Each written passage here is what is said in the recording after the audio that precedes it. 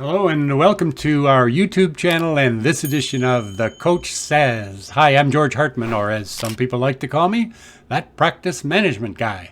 And I kind of like that. And if you're joining us for the first time, this is where I get to pick what I think are some of the best time-tested of the 150 plus coaches forum columns that I've written over the past 15 years for the industry trade journal Investment Executive and present them to you in this video format. Now, the structure is that I respond to a specific question that I've received from an advisor who wrote into my column. And in this video series, we talk about a variety of topics that my work as a coach to hundreds of advisors around the world tells me are of significant interest in the ever-changing and ever-challenging environment of today's financial advisory industry. So this is a no-cost, no-obligation opportunity to learn some of the strategies and tactics that are being used by top-performing advisors with whom I have worked over the past 30-plus years. Let's then get straight into today's topic. Our advisor, Darren, wants to know how to better differentiate himself when a prospective client says, "What makes you different from every other advisor I have ever met?" And here's what Darren says. How do I convince prospective clients that I have something special to offer them? He writes, I recently attended a high-profile social event as the guest of a friend. I was quite excited to be there because the room was filled with business leaders and successful entrepreneurs. And while I did not expect to go around handing out business cards, I did hope to make one or two connections that I could follow up on later. What I quickly discovered, however, was that the group was somewhat closed to outsiders in that most people seemed to know each other, and much of the talk sounded like a continuation of previous conversations, probably from the last time they were all together. At one point, however, I ended up alone beside a successful-looking gentleman, so I used the opportunity, of course, to introduce myself. It didn't take long before he asked me what I did for a living. So I told him I was a financial advisor. "Humph," he said. "I've had 3 financial advisors over the years. They all said the same things and made the same promises. Couldn't really tell them apart. What makes you different?" I admit I was taken back by A, his abrupt cynicism, and B, the opening he gave me to tell him what might make me a better advisor than those with whom he'd worked previously. However, as I described my background, my approach to investing, our great team, and our wonderful service, I could tell he was thinking, yeah, I've heard all this before. Eventually, he made an excuse that he just spotted someone he hadn't seen in a long time and wandered off, taking my opportunity to make a favorable impression with him. And as I stood there alone, again, I wondered what I could have done to set myself apart from his previous advisors. But here's the part I'm reluctant to admit. I don't know what else I might have said. What do I really have to offer that other advisors don't? My newfound friend was right. We do all look and sound pretty much alike to prospective clients. Same products, same processes, same promises. Is there a way to stand out and be recognized as unique, or at the very least, as somewhat different or special? Well, and the coach says, if it's any consolation, Darren, I've had advisors say the same thing to me about coaches. Aren't you guys all alike? You know, it usually doesn't take me long to dispel that notion because relative to the advisor population, there are only a handful of coaches out there, and most have done a pretty good job of communicating their value proposition in a meaningful way that differentiates them. You, on the other hand, are one of tens of thousands of advisors across the country who essentially do all offer the same value proposition. We do good planning. We follow a disciplined process. We offer a wide variety of products. We care for our clients. We have a great team. The bad news is that when consumers cannot distinguish among products and services, they reduce them to commodity-like status. And when that happens, the only real way to compete is on price, and that's not something you ever want to do in our industry. It not only devalues what you do, it's also a no-win game. In a commoditized market, there is always someone willing to offer a lower price to attract business. So how do you stand out in this sea of sameness? Do you have to be extraordinary or outlandish or have some secret sauce that sets you apart in a world where there is a lot of similarity between what you and your competition offers? I really don't think so.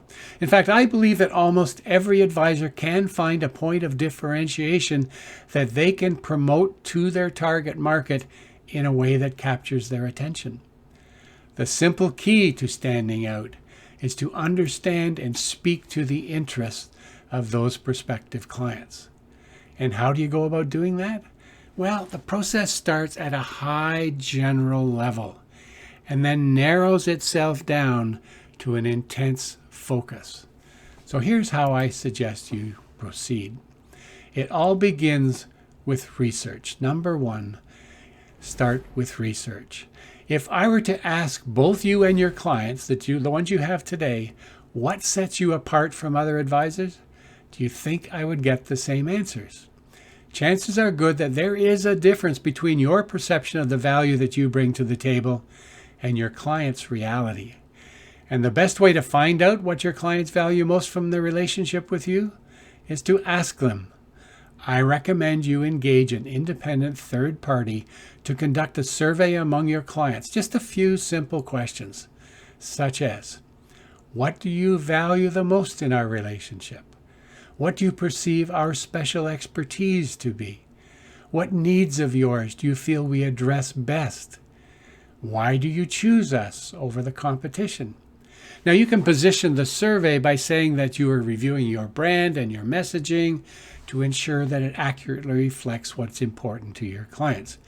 Now, I recommend using a third party to manage the survey because it will encourage more honest answers from your clients and will remove your biases from the findings. Then step number two, with that research, determine how you are going to position yourself.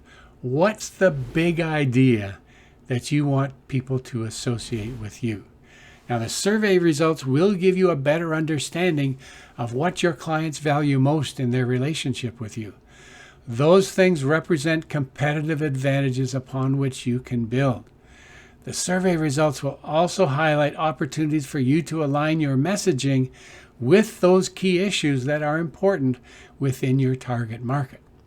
For example, let's say that the survey reveals your retired clients most value the peace of mind they have in knowing that you make sure they receive a consistent monthly income from their investments. Your big idea then might be to become known as an expert in generating consistent retirement income. Now, if you have a diverse client base, you might see the opportunity to develop more than one big idea. However, I suggest limiting your choices to no more than 2 or perhaps 3. Step number 3 then, with your big idea, for each one, think about the key issues surrounding that idea that are important to your clients. What could have an impact, either positive or negative, on your big idea? Let's continue with our example of providing consistent retirement income. In that case, issues such as market volatility, fluctuating interest rates, taxation, and so on would be critical to clients' confidence in maintaining their retirement lifestyle. And then do the same for issues surrounding that idea that are important to you and your business. Think about issues that are you interested in personally, that you have a passion about, that you're good at, and you have resources that you can apply to those key issues. For example, do you have access to good income generating products? How would you feel about recommending something other than equity type investments like a fixed income portfolio or GICs even, and so on? Almost immediately you will find common ground, issues that are of high importance to both you and your clients.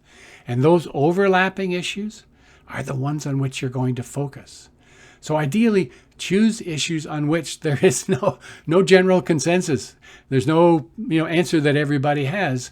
That will allow you to establish a position and defend it. Look for issues that will not fade or disappear quickly.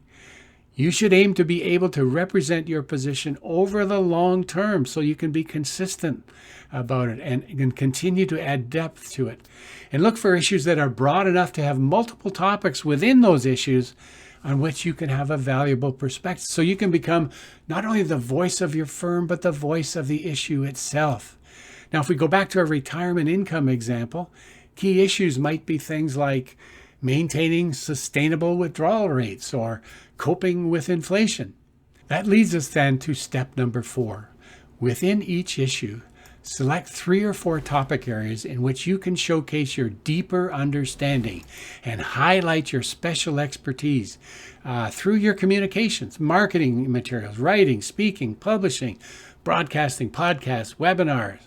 Then create a library of articles, presentations, case studies, and other references that you can share with your target market that demonstrate the depth of your knowledge and the seriousness with which you address these key issues. And then finally, communicate. Communicate your differentiators. This narrowing process that you've just followed will naturally lead you to your differentiating factor. It's not that what you do is necessarily unique, but what you say about it and how you say it, the passion with which you apply your expertise can stand out. So instead of describing yourself as a financial advisor, you'll be able to say something like, I'm a financial advisor who specializes in ensuring that my clients receive the monthly income they are counting on for their retirement lifestyle. By starting with research to determine what really matters to your clients, choosing your big ideas, identifying the key issues surrounding that idea, and developing a knowledge base, you will be able to express yourself with confidence that your differentiation is relevant, true, and deliverable. And then you'll be prepared to give your differentiator talk. The next time you're at a cocktail party stand and someone asks what you do, you can describe it in such a compelling way that it encourages the person with whom you are conversing to ask for more information rather than heading for the bar. Best wishes, Darren, for success in standing out from the crowd. And thanks for joining us today for this edition of The Coach Says. If you found value in today's video, please click the like symbol below, or even better, subscribe to this channel to receive regular notice of new content.